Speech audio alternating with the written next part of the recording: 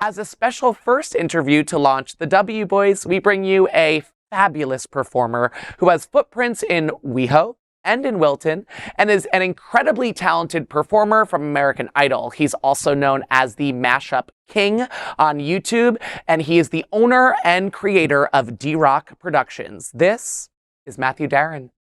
And just like that, we're outside in the garden. Matthew Darren is a man of many, many talents. He is a brilliant singer, a performer, a producer, not to mention he is literally the mashup king. He edits all his own music videos all over social media. If you have not checked him out, go right now. He has a website. You can go to his YouTube channel. He's also been on one of our favorite shows, American Idol. He's here today for our first interview with the W Boys. I've got my gal pal, John Hayden, right next to me, and we would like to welcome Matthew Darren from Weho to Wilton. From Weho to Wilton. Met you in Weho, and now we are in Wilton outside. Thank you so much for being here with us. Absolutely. Thank you for the invite. It's kind of crazy how the world is so small within the gay community that we can connect from one coast to another. But so large. But so large. Time. I know that you are so busy all the time. I want to jump right in because I don't have 5 hours for this interview right now, and I could honestly take it. So like I said, I met Matthew in Weho. He is one of the most talented singers you'll ever get to feast your ears on. He is also the owner of Drock Productions, which is your own production company that you started from the ground up. Tell someone who's watching this interview, if they have no idea about it, what to learn about Drock Productions from here. Yeah, so Drock Productions was kind of birthed out of a couple different things. As a kid, I knew that I wanted to pursue music and entertainment, and there's not really like a clear-cut path. Like if you're a doctor or a lawyer, you follow these steps, then you go into residency, and then you continue on, right? But what I wanted to do is figure out how to create a space for artists to not have to recreate the wheel every single time that they want to find a stage to perform on. And so that's kind of the heart behind it, is just creating stages and platforms for artists, queer artists, any type, to be able to step out into a space that's kind of beyond what their norm would be. And then the name Drock, it's kind of cute. It's cute. My nephew was named after me, so his name is Daren, and I love him so much. He's adorable. Hey, Daren. And unfortunately, a few years ago, his father, who I called E-Rock, his dad Eric, who I called E-Rock, passed away from a motorcycle accident. And so I made a promise to him that I would take care of Daren and that he wouldn't have to worry about too much. And that was kind of like, let's figure out how to blend this together. And so Drock came to be. And you know, you talk about creating different stages and spaces. Last week you were at Hunter's for Stefano May's concert. Yes. He is amazing. And then you come out of the crowd and belt out Hallelujah. I mean, like, if I weren't on so many medications, I would have cried. Like, seriously, it was that good. But is that the type of space that you like creating for other queer artists and our community? Being a part of that show was incredible. Stefano reached out and said, I'm doing this show. Would you like to come in and just perform with me? And I'm like, absolutely. I mean, you get it. As a performer, when you get to play off of somebody who is that talented, it's like being a kid in a candy shop. You just are thrilled to be there. Well, that's how I feel about you, to be fair. You are that performer for me, and so many people agree with me. You take part in so many different benefit concerts here at Sunshine Cathedral. You put them on, you produce them, you bring them, like I said, with Drock Productions, from the ground up. I know that you recently, Holiday Fantasia took over Sunshine Cathedral, and you do a Pride edition of Fantasia every year as well, correct? Well, this is going to be the first one. This is the first year. Okay, tell us a little bit about it. What can we know? So, Pride Fantasia, if you're familiar with Holiday Fantasia, it's a celebration of the arts. So as many different types of artistry that we can bring to the stage, we do. And the incredible Varla Jean Merman co-hosts Holiday Fantasia with me each year so far. And so I'm very excited. Unfortunately, she's booked and blessed. So she'll be in P-Town working her show. And but in June, on June Wednesday, I think it's June 12th. Okay. The Wednesday, kicking off Stonewall Pride weekend, we'll be doing Pride Fantasia at the Manor. And we've got some fun guests who are going to be involved. Jonathan Hawkins from The Crown and Anchor is helping co-produce. And we've got Tina Burner on the docket to be part of it. And then Bailey Carlson, who everybody knows and loves from Fantasia. She's going to be coming in from Nashville. and then some of our local artists as well. And it's just going to be a celebration of what Pride is all about, but also taking a moment to pause and reflect on what Pride came from and what Pride began with. And I think it's our responsibility. I feel like I'm in this generation. Maybe you can kind of like you feel it too, where we're in between kind of the seasoned LGBTQ crowd and the baby LGBTQ crowd, right? Yeah. And we've seen both sides. Like, I know what a cassette tape is. Like a rotary phone. I had one.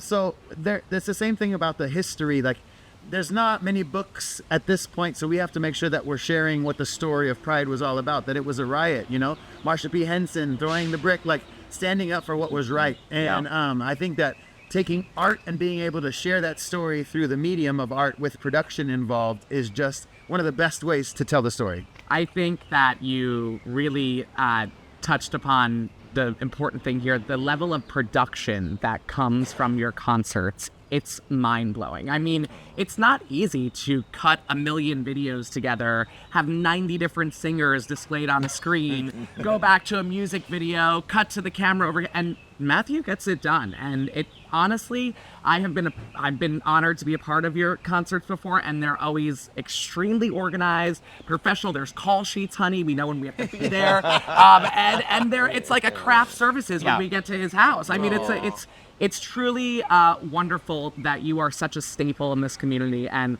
I'm so proud to have you here, because from Weho to Wilton, I didn't know many when I first got here, and you are the king, my friend. So thank you. I feel incredibly blessed to be part of the Wilton and Fort Lauderdale community. I mean, coming from West Hollywood, and then we did a little stint in Hell's Kitchen in New York. And then coming down here, I'm like, I've never lived in a place where there was so much community, so much support. And they just, like, the whole community of Wilton, LGBTQ+, comes around and really wants to lift up each other. And I appreciate that so much. Okay, I feel like you just answered the question that I'm about to ask. I know what you're going to say. But sides must be chosen. Sides must be chosen. The time has come. Oh. This is the question. Okay. Weho, not Weho the city, or Wilton the city? Yeah, in sync. Choose. Over Backstreet Boys, 100%. Is that what was asked? Well, let's say my pocketbook definitely loves Wilton a little bit more than Weho. I appreciate buying a drink for less than $200. I don't know. I love both, and luckily I am blessed to still have enough family there that it's feasible to get out there and visit. That sounded like a point for Weho. Just gonna say it. Sounded like a point for Weho. It's just like to me, I feel like Wilton is a mixture of kind of West Hollywood, Palm Springs, with a little extra humidity and a dash of Provincetown. Like, Wilton just feels kind of like a good little... We're the craft cocktail. They're the craft cocktail. And it's so easy to travel from here, too. So it really is. We've been able to go some places that, I mean, in California, I would go visit Hawaii, and that was fun. Otherwise, I had to fly to the East Coast. Right. So to go anywhere else. Well, I think we have our answer. I don't mean to come into your camera space, but high five. Thank you. Yeah. That was Switzerland. I chose Switzerland. You let us know at home which side Matthew chose. Okay, put it in the comments, because I think I know. Before we dive into John's American Idol obsession, what's next for you? Like within the next few weeks, where can we catch you? What is going on? I know that we can stay updated on Matthew. Is it MatthewDarren.com? Matthew Darren, easy breezy. Yep. And across all your social media platforms. But what's next? So I will be heading to Naples at the end of the month with the tatted violinist, Marcos A. Oh, we love him. Oh my God. Incredibly talented. I need to readjust myself. And beyond that, he's adorable. He's got amazing personality. His heart is incredible.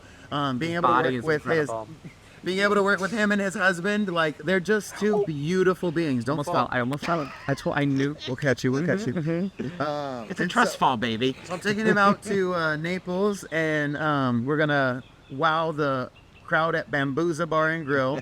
That's at the end of the month, or the 22nd, Friday the 22nd. But other than that, I'm really kind of diving in and focusing in on Pride Fantasia, and then my show, which is Wild and Wired. I like the title. This summer, I'll be in P-Town at the Crown and Anchor. Oh, fabulous. For a few weeks in the month of July.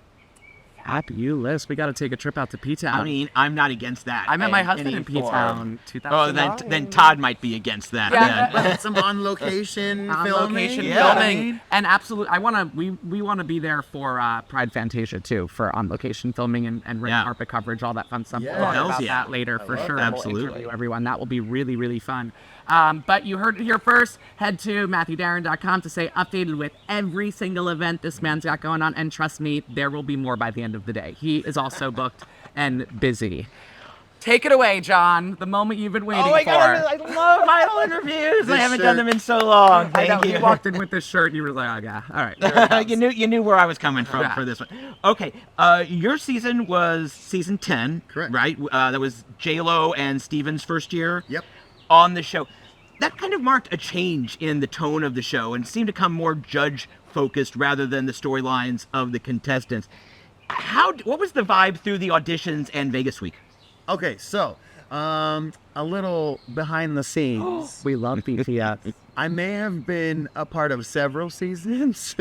Because as you know, you don't always Yeah. win on your first try, Right, right? So absolutely. getting through was kind of an ordeal. But once I got on, that was the very first season that I was on, like the actual televised portion of it. Right. And the judges were incredible. Like Jennifer Lopez actually looks like that. Like in Jennifer real Lopez. life. Yeah. Like she's Photoshopped in real life. She's stunning, and she's got this beautiful art. She was so down to earth. She would come and sit and kind of have lunch with us, and if the food wasn't up to par, like she would hold the production teams accountable. And she just really, really looked out for each of us as artists, which was incredible. New Yorkers.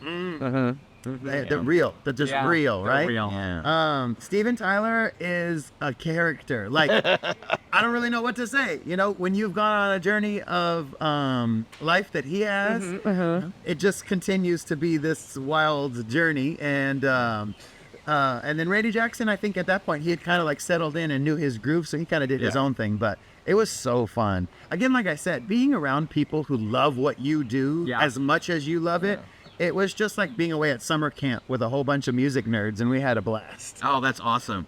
All right, so I've got some idol trivia that is designed for only me to know the answer. Do you have a because it's favorite, very obscure. A favorite, singing competition show that's on right now, or is it would it still be American Idol? There's a few, right? There's The Voice, The Circle. It's a well-saturated market. Yeah. for It sure. is a very well saturated market. I really, really appreciate The Voice and how they, like, instead of it being a panel of judges, they're coaches, and they actually interact and work with them, because that is invaluable to an artist, to have somebody who's already got like feet on the ground, got it running, and sharing with you how they do it, and just sitting in a room. Like, could you imagine, like, just, hey Miley, how you doing? Yeah. We're gonna work on a song together. Sure, I'll take your notes. Yeah, Right? absolutely. It's like, I'll text you. Okay, sorry, I would love. Yes, Miley, text me, please. Hey, people say I look like your dad, but I'm too old to be him, so let's just be friends. A much younger, hotter version. Thank of him. you. Yes, I can see it. I don't know if it's the hat right now, but I mean, I am in my Beyonce era right it's now. perfect. It's perfect. Wait, Beyonce or Eras? Is it Beyonce or Taylor? Which It's you Texas go Hold'em for? era. Both. It's Yeah. okay. Yeah. I'm a Tay and a Bebe. Like, I love them all. Both of them. Queens. We do too. So, We do oh too. my God, yes. All right, first obscure idol trivia question. Okay. At the end of every season, Paula Abdul would give the finalists a handmade gift. Season 8 was her last season. What did she give for the last gift? That's a wonderful, wonderful question that I have no clue what the answer is. So happy I'm not playing. See, I never met Paula. you Right. know? Straight up, never met her. Oh, right here, baby, right there. She gave bracelets. She handmade bracelets. That her assistant told me she actually made. Yeah. So yeah, very cool, Paula. That We is miss- cool. We love and miss you. Okay, season 7, Season 7. where this shirt comes from, was known as the season of the Davids. Name Archuleta and Cook. and there was a third David. Not a finalist. Made top 12. Made top 12. Did not make the tour, but did make top 12. David. Did it start with a D? David. No. I don't know then. Wait. I believe it was Sanchez. No, Hernandez. David Hernandez. I do know David Hernandez. Yes. He was on season 7. He was on season 7. Hernandez, Yes. like LA. Yes. Yeah. He just Would be in Vegas a lot. Yeah. Naked Boys. Uh-huh. We had the same producer. Yeah, I know Yeah. him too. That's funny. He's talented as hell. Too. Oh, and Absolutely. sexy Yeah. as hell. Beautiful. Yeah. And Nate- sweetest. Name the 2 Davids that are now out LGBTQ. Well, Archuleta, who was just here. Uh-huh. 2 David, like from any season? No, from that season. There were 3 Davids. Oh, Name well, the then 2 that are Hernandez. David Hernandez. Oh yes. Ding, Oh, yes. ding, ding, Duh. ding. And finally, there have been playing footsies with you. That's over here. okay. Sorry, my knees really My feet are your feet. footsies are much more interesting than my questions anyway. It's totally it's understandable. 2 major backup singers have tried to move to the forefront in their career, and they used Idol to do it. One was Melinda Doolittle in season 6. The other, Todrick Hall. Todrick really took off, but I think Melinda had a much better soulful voice and connecting personality. Why do you think Todrick has connected? Okay, well, several reasons. One, Todrick is Good like question. he's not even a triple threat. He's like a I don't know. He's like you. He's like a. He's like a you. Well, how do you say a Like a- 10 like a different 7 level threat. Yes, Yeah. quadruple threat is all I Yeah. can think of right now. But like he can do anything. Like he's creative. He is like he's just inspired. The things that he comes up with. Number one, the ideas is just a man of brilliant ideas. But then he also has the execution behind it too. He can dance. He can sing. He can act. Yeah. He knows how to produce and direct. Drag. He can choreograph, drag. Yeah. Like when he shows up on a stage and his mug is beat, it is beat. Like he looks amazing. I'm a huge fan. I actually got to see him on the Atlantis cruise. I went on my very first Atlantis cruise this past January. It was a lot. It was a lot. I paced Congratulations for coming Yes. to Kalani. Thank Yes, you. I was gonna say. Thank you. Yeah, I only made it out to 2 of the night parties, but Day drinking's more fun. it is. Yeah, that's for all. It's way more fun. I don't know what happened, but this decade has been like no daytime. Yeah. But I got to hang out with him. He was so chill, and he came and was at the piano bar with a friend of ours, Yaron, who was playing, and he was just an absolute sweetheart. I think he performed the first night, and then he stayed the whole week just to interact with cool. folks. So which cool. I think most people are kind of like, let me get my job done and get out. Right. Like, it was incredible.